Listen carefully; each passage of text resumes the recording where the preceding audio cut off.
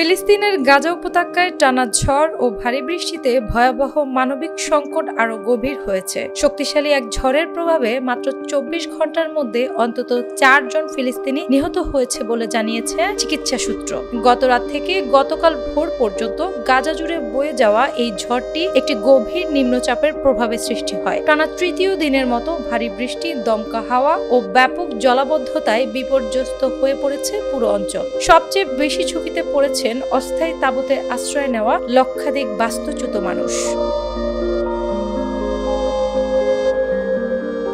স্থানীয় সূত্রের বরাতে আনাদোলু এজেন্সি জানায়, গাজা সিটির কেন্দ্রীয় এলাকায় ভারী বৃষ্টিতে দুর্বল হয়ে পড়া একটি দেয়াল ভেঙে পড়লে খাদের ও খলিল ইয়াহাব হানুনা নামে দুই ভাই নিহত হন। দেয়ালটি তাদের বসবাসরত তাঁবুর ওপর ধসে পড়ে। এছাড়া একই সময়ে আরো দুজনের মৃত্যু হয় ঝড়জনিত কারণে। গাজা সিটির পশ্চিমে সাথী শরণার্থী শিবিরে এক ব্যক্তির বাড়ি ধসে তিনি নিহত হন। অপরদিকে দক্ষিণ গাজার খান ইউনিসে বন্যার পানিতে পরিবারের তাঁবু তলিয়ে যাওয়ায় শীত ও ভেজা পরিবেশে অসুস্থ হয়ে এক কিশোরীর মৃত্যু হয়।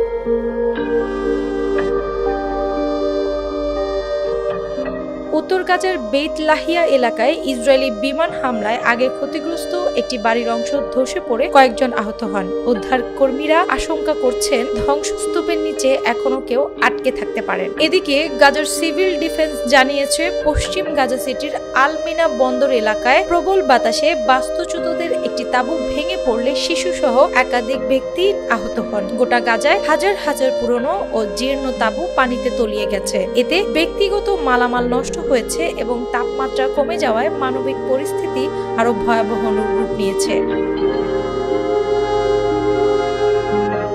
জরুরি সেবা সংস্থাগুলো খান ইউনিসে আংশিক ক্ষতিগ্রস্ত ভবন থেকে পরিবারগুলোকে সরিয়ে নিয়েছে এবং ঝুঁকিপূর্ণ স্থাপনায় না থাকার জন্য বাসিন্দাদের সতর্ক করেছে। বৃহস্পতিবার গাজা সিটির পশ্চিমাঞ্চলে টানা ভারী বৃষ্টির মধ্যে অন্তত আরো ৩টি ভবন ধসে পড়ে। সিভিল ডিফেন্স কর্মকর্তাদের হিসাব অনুযায়ী বর্তমানে গাজা জুড়ে বিভিন্ন বাস্তুচ্যুতি শিবিরে প্রায় ২,৫০,০০০ পরিবার বসবাস করছে। এরা সবাই ঠান্ডা, জলাবদ্ধতা এবং অনিরাপদ আশ্রয়ের মধ্যে চরম দুর্ভোগ পোহাচ্ছে।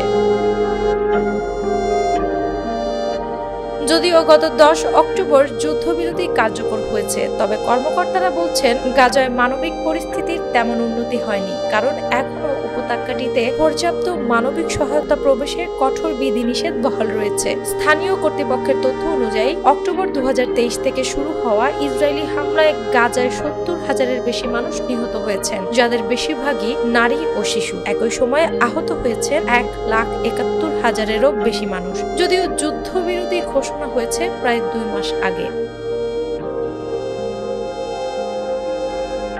অ্যানি আক্তার, বাংলা বাজার পত্রিকা।